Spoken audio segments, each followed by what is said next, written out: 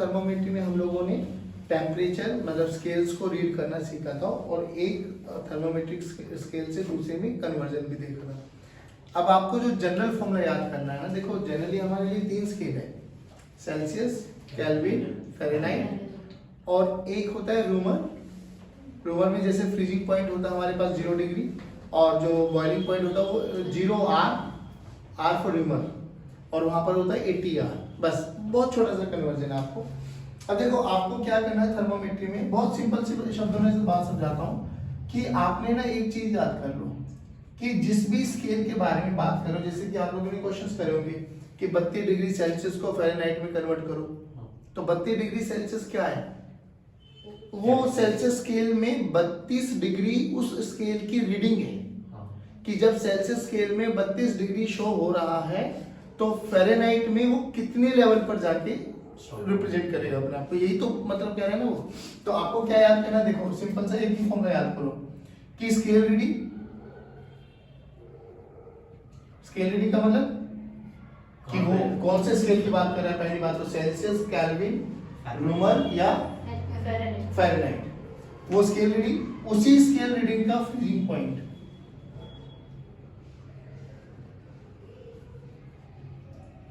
Divided by BP बोले तो of that particular scale minus freezing point of that particular scale. ये हमेशा constant रहेगा हमेशा। अब मैं कभी भी ये एम्फसाइज नहीं करवा दूं कि वो इक्वेशन याद कर जो हम लोग ने कल निकाली थी, नेवर एवर। बस आपको ये याद रखो, अधिक बदली करते हैं। हाँ बोल, कोई भी बोल अपनी मर्जी से, किसको किस में कन्वर्ट कराना चाहते हो? 57 को 57 वॉट फ़ारेनहाइट डिग्री। हाँ इसने बोला कि 57 फ़ारेनहाइट, जब वो फ़ारेनहाइट स्केल रिप्रेजेंट कर रहा होगा तो केल्विन स्केल किसको रिप्रेजेंट करेगा? आज स्केल ही है हमारे पास 57 फ़ारेनहाइट का बोलो फ्रीजिंग पॉइंट 32, ऐसे मत देखो यार, ये याद रखिए, डिवाइडेड बाय 212 माइनस 32। इसमें केल्विन में पूछा तो केल्विन में हमें नहीं पता, लेट्स से कि minus 273.15 divided by 373.15 minus 273.15 solve for की आ गया आंसर। हाँ भैया मैं मना नहीं कर रहा, बात समझ में आ गई? और बोलो कुछ भी पूछ, है ना? तो हमें तो एक ये स्टैंडर्ड रिजल्ट याद होना चाहिए, उसमें और कोई लेना देना। हाँ अब सुनो, सेम अगर पूछा जाए सेल्सियस और केल्विन में, आ जाओ देखो, C minus 0 divided by 100, K minus 273.15 by 100। तो C equal to K minus यानी K is equals to C plus 273.15। ठीक है। अब हमें चेंज निकालना है, डिफरेंशिएट करते हुए respect to time. Okay, with respect to time, temperature change होगा तो delta K by delta T, delta C by delta T plus 0, delta T cancel out हो जाए तो delta K must be equals to delta C। ये बात कर रहे हो? परफेक्ट। एक चीज और देख, बाकी आप ऐसे चीज को तो कर ही सकते हो यार। एक छोटा सा फॉर्मूला और था, वो याद करो, कल हमने क्या देखा था? फ़ारेनहाइट किसके बराबर होता है? 9/5 प्लस 3 C प्लस 3 इसको भी डिफरेंशिएट करेंगे तो delta F bye delta T 9/5 delta C। Delta C एक ही रिलेशन भी होता है। कई बार वो चेंज दे देता है कि डेल्टा F पहले इतना था अब इतना हो गया, डेल्टा C पहले इतना था उतना हो गया, तो चेंज निकाल दो। एक क्वेश्चन देखा होगा जो आपको भेजा था, उसके ऊपर एक सॉल्व क्वेश्चन था, उसमें ये वाला फॉर्मूला लग रहा था कि पहले सेल्सियस में 10 डिग्री था, 10 के बाद 30 हो गया, तो 10 से 30 चेंज दे रहा है वो डेल्टा C 20, तो कितना फ़ारेनहाइट में चेंज होगा डेल्टा F नहीं आया समझ। और दूसरी चीज एक चीज और बताओ, अगर ऐसे भी नहीं निकालना चाहते हो तो पहले इसमें निकाल लो F1 की वैल्यू, फिर F2 की वैल्यू निकालो तो इवन ये 32 अपने आप कैंसिल आउट होता दिखाई देगा। नहीं आया समझ में? या तो ये फॉर्मूला याद कर लो, नहीं तो बेसिक के साथ जाओ ना। हमें क्या पता है 10 डिग्री पे F1 निकाल लो, फिर 30 डिग्री पे F2 निकाल लो, फिर F2 माइनस F1 कर देना तो डेल्टा F ऐसे आता हुआ दिखाई दे जाएगा आपको, नहीं आया समझ में? सिमिलरली तो इसमें भी ऐसे कर सकते हैं। हाँ देन ऐसा तो चेंजेस निकाल सकते हैं हम, दो रीडिंग का चेंज दे रखा होगा, डायरेक्ट इक्वेशन याद कर लो, नहीं तो स्टैंडर्ड है, गो फॉर इट। बात समझ में पक्की बात? अब देखो कल हम लोगों ने बात करी थी कि बेसिकली हम लोग हीट और वर्क के बारे में बात कर रहे थे, तो हम लोगों ने एनालाइज किया दोनों ही mode of transfer of heat energy होता है, एक मैकेनिकल तरीका होता है और एक नॉन मैकेनिकल। एक में हमें वर्क डन मैकेनिकल फोर्सेस वगैरह इन्वॉल्व करने पड़ेंगे और एक में हमें चेंज इन टेम्परेचर। तो जो कैलोरीमीटर होता है ना बच्चों, ये हीट के ट्रांसफर के मतलब एनर्जी के ट्रांसफर के बारे में ही बात करेंगे कि हीट कैसे कैसे मतलब ट्रांसफर करी जाती है। तो हीट का ट्रांसफर कहाँ से कहाँ होगा? जहाँ टेम्परेचर का डिफरेंस आएगा, ठीक है। जो ज्यादा टेम्परेचर होगा उसमें ज्यादा काइनेटिक एनर्जी मतलब एनर्जी होगी, उसकी मॉलिक्यूल्स की ज्यादा वाइब्रेट करेगा। जहाँ टेम्परेचर कम होगा वहाँ कम वाइब्रेट करेगा। तो जो जब भी हीट ट्रांसफर होगा वो कहाँ से कहाँ होगा? हमेशा हॉटर, जिसकी बॉडी का टेम्परेचर ज्यादा है तो लोअर बॉडी। बात समझ में आ गई? ये कल आप लोगों ने बहुत बेसिक चीजें करी थी। तो आज हम बात करते हैं, देखो इनिशियली अभी हम लोगों ने देखा हीट और वर्क दोनों की यूनिट जूल। तो पहले ऐसा सोचा नहीं गया कि हीट भी एक एनर्जी का फॉर्म है या हीट की एनर्जी भी जूल में। तो हीट को पहले ना कैलोरी में मेजर करते थे, 1 calorie 2 calorie and so on, ऐसे कैलोरी में मेजर करते थे। तो ये 1 कैलोरी होती क्या है? 1 कैलोरी क्या होती है? इट इज बेसिक सी डेफिनेशन है। 1 calorie it is amount of heat required to raise the temperature of 1 gram of water by 1 degree Celsius। और वो 1 डिग्री सेल्सियस पता कहाँ से कहाँ बोला गया? एक छोटा सा वो है टेम्परेचर का डिफरेंस, 14.5 डिग्री से लेके 15.5 डिग्री। यानी डेफिनेशन को मैं रिफ्रेम करता हूँ दोबारा से कि amount of heat required to raise the temperature of 1 gram of water from 14.5 degree to 15.5 degree Celsius. बात समझ में? ये 1 कैलोरी की डेफिनेशन बोलेंगे। क्या बोलेंगे ये? It is amount of heat required to raise the temperature of 1 gram of water from 14.5 to 15.5। Basically वो 1 डिग्री का चीज है। कई किताबों में ऐसे भी लिखा मिलेगा कि amount of heat required to raise the temperature of 1 gram of water by 1 degree Celsius. अच्छा अब मेरी बात सुनो, 14.5 से 15.5 तक आने के लिए जो चाहिए दैट इज 1 कैलोरी, ठीक है। वो 1 कैलोरी उसको डिफाइन कर दिया गया। बड़ी बेसिक सी डेफिनेशन है। एक यहाँ पर होती है specific heat capacity. Specific heat capacity आप लोगों ने केमिस्ट्री में पढ़ा होगा, बताओ क्या होता है? हाँ, it is defined as heat required to raise the temperature of 1 gram of water by 1 degree Celsius। अब जहाँ ये स्पेसिफिक वर्ड डिफाइन किया जाता है ना, that represents 1 unit gram, unit mass को, यानी 1 ग्राम ऑफ वाटर को रिप्रेजेंट करता है स्पेसिफिक। ये ध्यान रखना। स्पेसिफिक हीट कैपेसिटी बोलो, amount of heat required. Soon low, specific heat को अगर हम बात करें स्पेसिफिक हीट कैपेसिटी, बेटे अलग अलग किताबों में अलग अलग नोटेशन है, तो जो आपको अच्छा लगे वो मान लेना। कहीं सी से भी रिप्रेजेंट किया जाता है, कहीं स्मॉल एस से भी रिप्रेजेंट किया जाता है, कहीं कैपिटल एस से भी रिप्रेजेंट किया जाता है। आपको किस से रिप्रेजेंट करना है? एस। परफेक्ट। तो अपन एस के साथ जाएंगे। हाँ, मतलब नोटेशन अलग अलग है, कोई टेंशन मत लेना। स्पेसिफिक हीट कैपेसिटी क्या होती है? स्पेसिफिक का मतलब 1 gram of water, amount of heat required to raise the temperature of 1 gram of water by 1 degree Celsius। बात समझ में? तो specific heat, amount of heat required to raise the temperature of 1 gram of water by 1 degree Celsius delta T।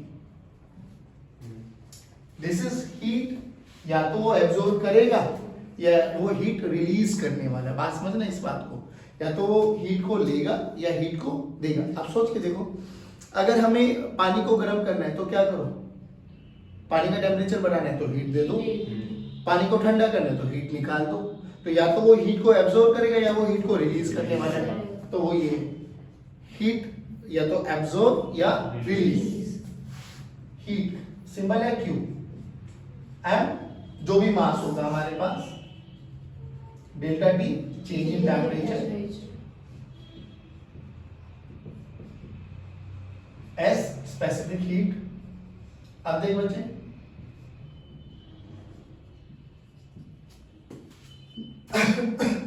यहां पे Q का formula आ गया M into S into delta T. अच्छा, इस वाले फॉर्मूले का यूज करके ना हम वो बबल सॉल्व सॉल्यूशन वाले में क्वेश्चन भी कर सकते हैं। अभी ये फॉर्मूला आपको याद हो गया तो अच्छी बात है। देखो एम एस डेल्टा टी ये हमारे पास हीट का जो हीट रिक्वायर्ड है उसका फॉर्मूला है, ध्यान रखना इस चीज को। अब देखो इसको ऐसे भी कर लो आप भले, Q this is equals to m into s into t final minus t initial. बच्चे इस फॉर्मूले की नोटेशन कब ये फॉर्मूला यूज करना है, क्योंकि एक हीट का फॉर्मूला इसकी टर्म्स में आएगा, एक लेटेंट हीट में भी जाएगा आप लोग जब वहां पे पढ़ेंगे आप लोग, है ना। तो बेसिकली ये फॉर्मूला और उस फॉर्मूले में कहाँ कंफ्यूजन आता है, ध्यान रखना। ये फॉर्मूला जब करेंगे जब पानी है, पानी का पानी रहेगा, यानी स्टेट चेंज नहीं हो रही होगी, पानी वेपर नहीं बन रहा होगा, पानी मतलब आइस पानी में कन्वर्ट नहीं, मतलब स्टेट का जब भी हमारे पास चेंज नहीं हो रही होगी, पानी है तो पानी बस क्या चेंज हो रहा होगा, टेम्परेचर का वेरिएशन होगा।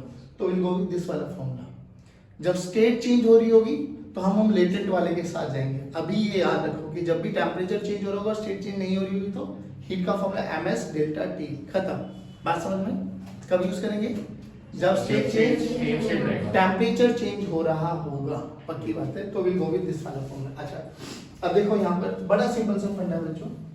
अब हमें ना इनिशियली क्या था बच्चों, इनिशियली हमें नहीं पता था कि हीट को भी इसमें कन्वर्ट किया जा सकता है एनर्जी में, बट बहुत सारे फिनोमिना ऐसे देखे गए कि मैकेनिकल एनर्जी को हीट एनर्जी में कन्वर्ट करते हुआ देखा गया, बड़े अलग अलग वेरिएशन से। तो हमें क्या हुआ, हमें अब कैलोरी को जूल में कन्वर्ट करना है। तो 1 कैलोरी जो होती है बेटा, 1 कैलोरी दैट इज 4.18 जूल के बराबर होती है। ठीक है, 1 कैलोरी जो होती है वो 4.18 जूल के बराबर होती है, जो कि 4.18, याद करो आप लोग 9.8 को क्या मान लेते हो, लमसम 10 कैलकुलेशन के पॉइंट ऑफ व्यू से। तो इसको हम अप्रोक्सीमेटली क्या मान सकते हैं, 4.2 जूल। अब जो अपना पानी है ना, पानी की भी एक स्पेसिफिक, अच्छा एक चीज और देखो, ये क्या कह रहा है, स्पेसिफिक हीट क्या बोला गया, amount of heat required to raise the temperature of 1 gram of by 1 degree Celsius. अच्छा, वाटर के लिए क्या सबकी स्पेसिफिक हीट सेम होगी क्या, नहीं सर, कोई जल्दी गर्म हो जाता है, कोई लेट गर्म होता है।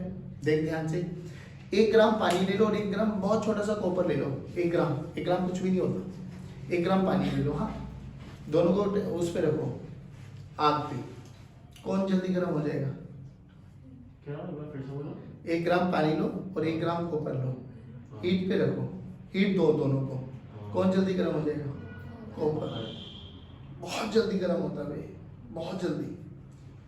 अब वो क्यों होता है, रीजन भी समझ में आता है। देख, दोनों की स्पेसिफिक हीट के बारे में अगर बात करूं तो जो पानी की स्पेसिफिक हीट होती है बच्चों, उसका देखो Q का फॉर्मूला बोलो, Q बेसिकली 1 कैलोरी 4.1 जूल। नहीं करना है तो कैलोरी में चलने दो, Q कैलोरी ग्राम पर डिग्री सेल्सियस। ये है 1 calorie amount of heat required to raise the temperature of 1 gram by 1 degree Celsius. This is specific heat. इसको जब हम लोग कन्वर्ट करेंगे SI सिस्टम में, तो 1 कैलोरी में कितने जूल, 4.2 मान लो, 4.2 जूल।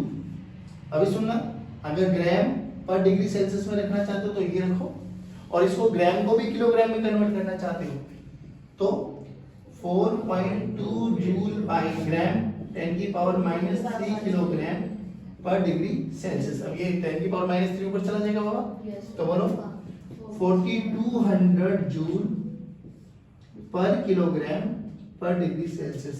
आराम से सुनो, क्या बताता है specific heat of water, 1 kilo पानी को उसका टेम्परेचर 1 डिग्री से बढ़ाने के लिए 4200 जूल 4200 जूल की एनर्जी आपको देनी पड़ेगी। 42 जूल इज नॉट अ छोटा अमाउंट ऑफ एनर्जी, याद करो वर्क पावर एनर्जी। जब हम लोग करते थे कि एक ऑब्जेक्ट को एक पॉइंट से दूसरे पॉइंट तक लेके जाने के लिए हमने 100 जूल कार्य किया, हमने 200 किया, हमने 1000 जूल किया, तो that is a large amount of energy required. 1 kilo पानी का टेम्परेचर अगर 1 डिग्री बढ़ाना है आपको तो 4200 जूल की एनर्जी देनी पड़ेगी।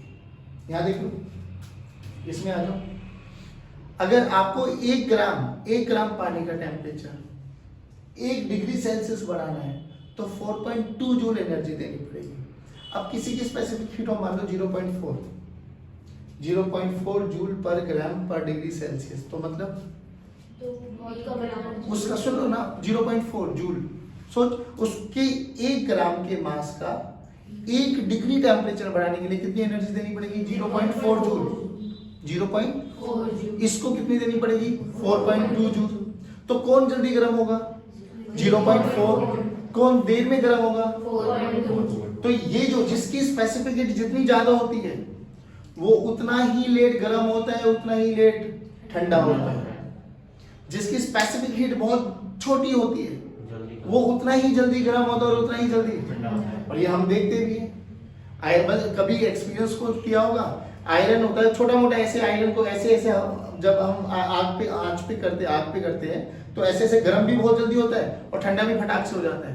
पानी को रख, पानी बॉयल होने में it will take some time, नहीं आया समझ में, और धीरे धीरे ठंडा होने में भी टाइम। हाँ, आजकल जैसे जल्दी ठंडा हो जाता है, बट नॉर्मली वो नॉर्मल टेम्परेचर पे, एसटीपी पे अगर हम बात करें स्टैंडर्ड टेम्परेचर प्रेशर पे, तो पानी धीरे धीरे गर्म भी होता है और धीरे धीरे ठंडा भी होता है। बात समझ में आ गई? तो which one is very good मतलब जो हीट को एब्जॉर्ब करेगा, कौन बहुत अच्छा एब्जॉर्ब कर सकता है? जिसकी स्पेसिफिक हीट ज्यादा है, जिसकी स्पेसिफिक हीट कम है। तो हीट को एब्जॉर्ब करना का मतलब क्या है? जिसकी स्पेसिफिक हीट ज्यादा वो एक अच्छा एब्जॉर्बर है। कौन हीट जल्दी रेडिएट ट्रांसफर करता है? जिसकी स्पेसिफिक हीट, अब सोच के देख, 4.2 जूल है एक की स्पेसिफिक हीट, एक की 0.4 जूल पर ग्राम पर डिग्री सेल्सियस है। तो अगर हमसे पूछा जाए कि इसमें से हीट ट्रांसफर कंडक्टर कौन अच्छा है, हीट कंडक्टर कौन अच्छा है? 0.4 जिसकी स्पेसिफिक हीट। और कौन एब्जॉर्ब अच्छा कर लेगा? नहीं आया समझ में? तो ये स्पेसिफिक हीट का रिलेशन है बेसिकली। बात समझ में आई थोड़ा थोड़ा कि हमें कितने अमाउंट को कितने डिग्री सेल्सियस बढ़ाने के लिए, या जनरली हम इसी को बात कर लेते हैं, इसको बात कर लेते हैं 1 किलो या 1 ग्राम का टेम्परेचर 1 डिग्री बढ़ाने के लिए इतने जूल, 1 किलोग्राम का टेम्परेचर 1 डिग्री बढ़ाने के लिए इतने जूल। ज्यादा एनर्जी देनी पड़ती है, इससे भी कम एनर्जी है। कम एनर्जी तो वो जल्दी गर्म हो जाएंगी, जितना जल्दी गर्म होंगे उतना जल्दी ठंडे भी हो जाएंगे। भाई क्या कर रहे हैं हम लोग? टेम्परेचर बढ़ा रहे हैं ना, तो 1 डिग्री टेम्परेचर बढ़ाना है तो भाई 4200 जूल दे दो एनर्जी। 1 डिग्री टेम्परेचर कम करना है तो 42 जूल एनर्जी निकाल लो उसमें से। तो निकालना और देने का प्रोसेस डिपेंडिंग अपॉन कि आप कितनी एनर्जी दे रहे हो या कितनी एनर्जी, इन दोनों पे डिपेंड करता। नहीं आया समझ में? पक्की बात होता है। तो हमने बात करी कि जो Q का फॉर्मूला है that is m into S into delta T। ठीक बाबा, अब इसके बारे में चर्चा करो। देखो बेसिकली जो स्पेसिफिक हीट है ना, this is a function of temperature, ये टेम्परेचर डिपेंडेंट है। तो जो हमने डेफिनेशन पढ़ी थी 1 केल्विन की, क्या पढ़ी थी? कि amount of heat required to raise the temperature of 1 gram of water by 14.5 to 15.5 degree. तो बेसिकली 14.5 से लेके 15.5 तक जाने में 1 केल्विन स्पेसिफिक हीट। ये तो कह रहा है ना, स्पेसिफिक हीट का फॉर्मूला बोलो, amount of heat required m delta T, यही तो ना बच्चों? Yes sir. अब जो कि ये s है ना पापा, ये s, this is a function of temperature. जैसे वहां पे अल्फा पढ़ा था लीनियर एक्सपेंशन में, तो ये फंक्शन ऑफ टेम्परेचर है सर। तो रियलिटी में ये फंक्शन है टेम्परेचर का, बट ये बहुत छोटा वेरिएशन है, और इतना छोटा वेरिएशन है कि हम इसको नेग्लिजिबल मान सकते हैं। अपन ये मान सकते हैं कि ये थ्रू आउट क्या रहेगा? कांस्टेंट। यानी कहीं भी 1 डिग्री से 2 डिग्री, 2 से 3, 3 से 4, 4 से 5, 5 से 6, 6 से 7, वैसे ही हर समय में 1 कैलोरी देनी पड़ेगी एनर्जी, इसकी हमें गारंटी, क्योंकि ये अल्फा ये किस पर डिपेंडेंट है? टेम्परेचर। बट हम ये मान के चल रहे थे कि 0 डिग्री से 100 डिग्री तक देने के लिए हर डिग्री के बीच में जो भी एनर्जी देनी पड़ेगी दैट इज 1 कैलोरी, ऐसा मान सकते हैं। जो कि ये इतना छोटा है कि हम इसको अप्रोक्सीमेटली क्या मान सकते हैं? नेग्लिजिबल, मतलब कांस्टेंट। अच्छा, अगर फंक्शन आ जाए तो, टेम्परेचर का फंक्शन आ जाए तो फिर dq की वैल्यू देखो क्या हो जाएगा? m into s into dt। ऐसे मत देखो बे, टी इनिशियल से लेके फिर अगर एस वेरिएबल आ जाए तो अगर एस हमें as a function of temperature अगर हमें गिवन है तो फिर हमें इंटीग्रेशन के साथ जाना पड़ेगा। ये एस डी जो ये dt वाला डी है ये मतलब ये चेंज इन टेम्परेचर बाबा, ये तो मैंने इसी को डेल्टा टी को dt लिख दिया ना, चेंज इन टेम्परेचर, ठीक है ना। अगर वो वेरिएबल आ जाए तो बट तेरे लिए वेरिएबल आने की कोई संभावना नहीं बनती, बात समझ में आ गई। तो जो 14.5 से लेके 15.5 तक एनर्जी चाहिए थी उसको हमने 1 कैलोरी बोला, 1 कैलोरी बोला है। तो 15.5 से लेके 16.5 तक जाने में भी कितनी एनर्जी चाहिए होगी, 1 कैलोरी। ये क्यों बोल पा रहे हैं हम लोग, क्योंकि हमने एस को क्या माना है, कांस्टेंट, और एस अगर कांस्टेंट नहीं होगा तो ये 1 कैलोरी हो, इसकी कोई गारंटी नहीं है। बात समझ में आ गई, ठीक है। चलिए अब एक होती है लॉ ऑफ मिक्सिंग, और बहुत सिंपल है, घबरा मत। लॉ ऑफ मिक्सिंग का मतलब अभी तुम लोग कर रहे होगे, अगर नहा रहे हो तो घर पे सुबह गर्म पानी में ठंडा पानी मिक्स कर रहे होगे, तो आपने देखा होगा एक गर्म पानी है एक ठंडा पानी है, दोनों को मिक्स कर दिया, थ्रू आउट एक ही टेम्परेचर हो गया, वही टेम्परेचर हमें कैलकुलेट करना है, सिंपल। मुझे सिंपल एक बात बताओ, है ना, एक छोटा सा क्वेश्चन पूछता हूँ। अभी अभी हमें पता लगा कि जो पानी की स्पेसिफिक हीट है दैट इज 1 कैलोरी पर ग्राम पर डिग्री सेल्सियस। आइस की कितनी है, हाफ, 0.53 समथिंग कुछ ऐसा, 1/2 मान लो, 1/2 कैलोरी पर ग्राम पर डिग्री सेल्सियस। डन। चलिए अब इसका क्या मतलब हुआ, इसका मतलब हुआ, देखो ध्यान से मैं क्या चीज समझा रहा हूँ। मान लो मेरे पास एक कंटेनर दे दिया बाबा, और उस कंटेनर में 2 किलोग्राम पानी डाल दिया गया। कितना ग्राम, 2 किलोग्राम पानी डाल दिया गया है। पानी नहीं भी पता है तो स्पेसिफिक लेके चलेंगे, हमें पता, वैसे तो क्वेश्चन में गिवन हो गया आपको। हमसे बोला गया 10 डिग्री सेल्सियस पे ये टेम्परेचर था। कितनी अमाउंट ऑफ हीट हमें इसको देनी है कि इसका टेम्परेचर 10 से 20 डिग्री कर दो। पहली बात, टेम्परेचर बढ़ रहा है तो हीट देनी पड़ेगी, लेनी पड़ेगी, देनी पड़ेगी, तभी टेम्परेचर राइज होगा सर। अब क्या करा जाए, बोला गया बताओ कितनी अमाउंट ऑफ हीट इसको दूं कि इसका टेम्परेचर 10 डिग्री से 20 डिग्री हो जाए। सिंपल सा फंडा बोल, 4200 जूल कब देनी होती थी, जब 1 किलोग्राम का 1 डिग्री सेल्सियस टेम्परेचर चेंज करने के लिए 4200 जूल देनी है। तो 2 किलोग्राम का 1 डिग्री बढ़ाने के लिए 2 से मल्टीप्लाई कर दो सर, बट वो 1 डिग्री पूछा है, 10 डिग्री पूछा है, तो 10 से क्या कर दो, मल्टीप्लाई। भाई 1 डिग्री बढ़ा रहे हो ना बाबू, तो 10 डिग्री बढ़ाए तो 10 से मल्टीप्लाई कर दो। नहीं आया समझ में, दोबारा सुनो। फॉर जो हमने यहाँ पे बोला था स्पेसिफिक हीट ऑफ वाटर क्या है बाबा, 4200 जूल, अरे यार बोलो, पर केजी पर डिग्री सेल्सियस। मतलब क्या है इसका, 1 किलोग्राम के पानी का 1 डिग्री टेम्परेचर बढ़ाने के लिए 4200 जूल चाहिए। तो यहाँ पे कितने किलोग्राम है, 2, तो 2 किलोग्राम को बढ़ाने के लिए 8400 चाहिए, वो 1 डिग्री है सर। तो यहाँ पे 10 से 11 पूछा है क्या, नहीं, यहाँ तो 10 से 20 पूछा है, तो 10 से 20 में कितना डिफरेंस, तो 1 डिग्री बढ़ाने के लिए 8400 चाहिए, तो 10 डिग्री बढ़ाने के लिए 8400 into 100 कर दो। नहीं आया, पक्की बात। अब सुन, हमसे बोला गया कि भाई मेरे पास सेम भी हो सकता है, भाई पानी पानी भी हो सकता है और पानी कोई दूसरा भी हो सकता है।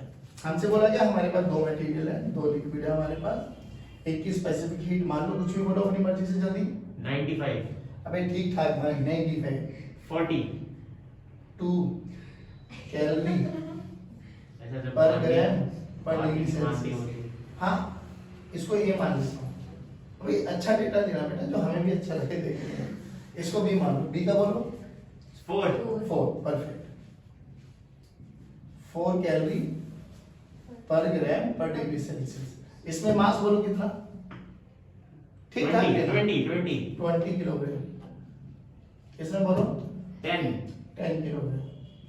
इसका इनिशियल टेम्परेचर बोलो 50 डिग्री सेल्सियस।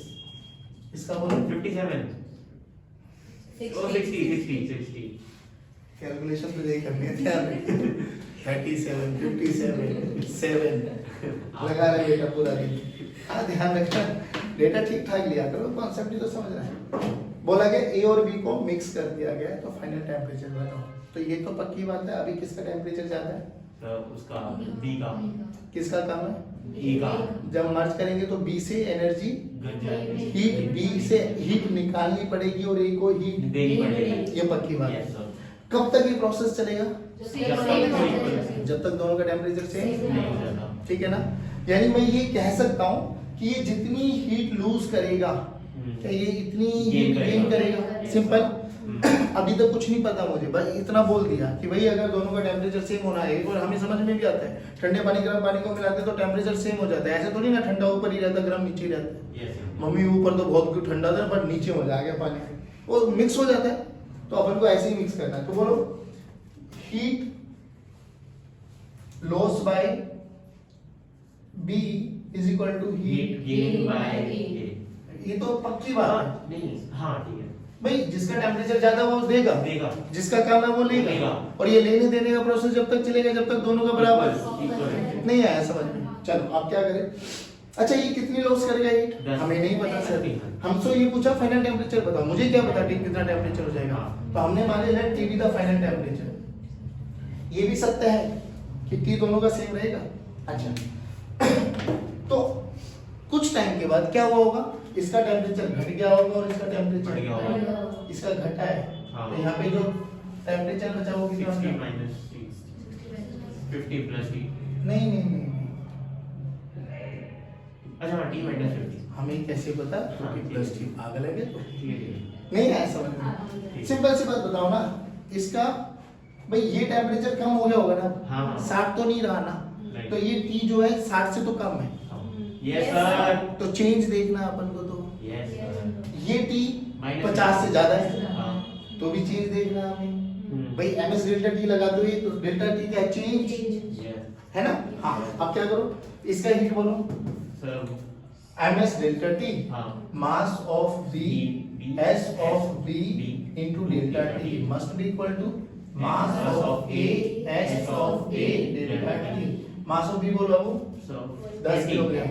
अच्छा बी बी बी को 10 किलोग्राम इनटू। इनटू अब देखो पहली बात, ये कैलोरी ग्राम इसमें तो कन्वर्ट कर दो इसको। किलो।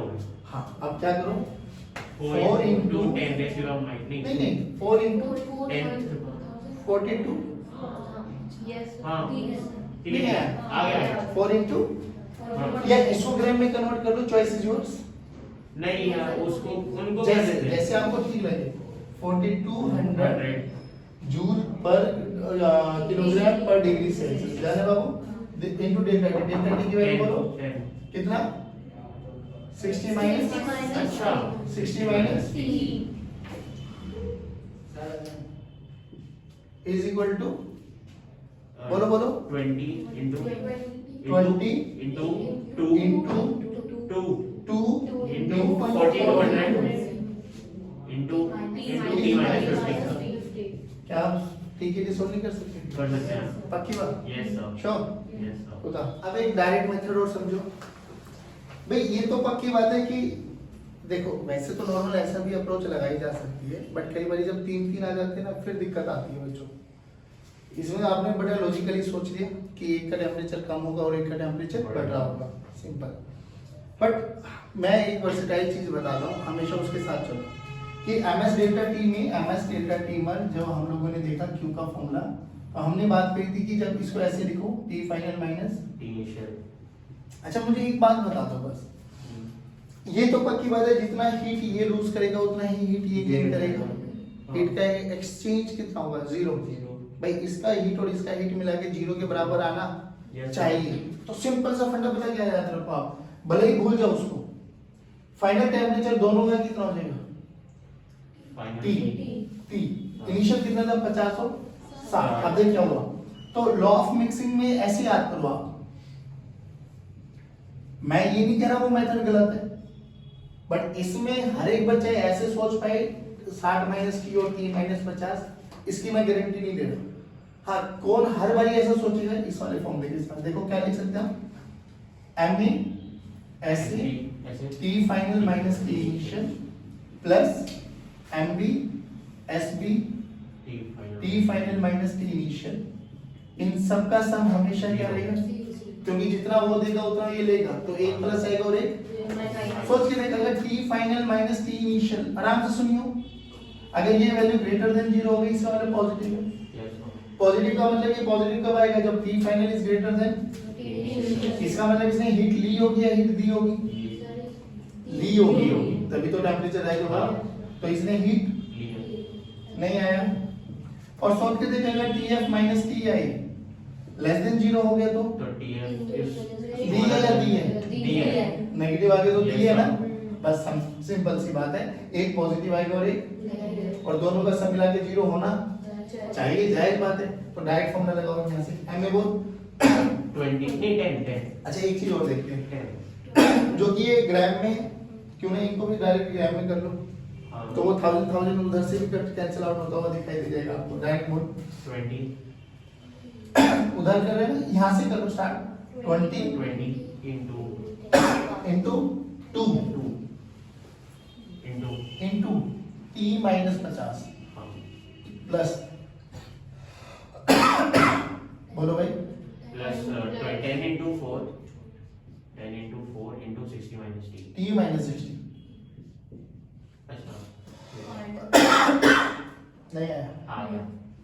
सॉल्व करो, try this question, will discuss tomorrow.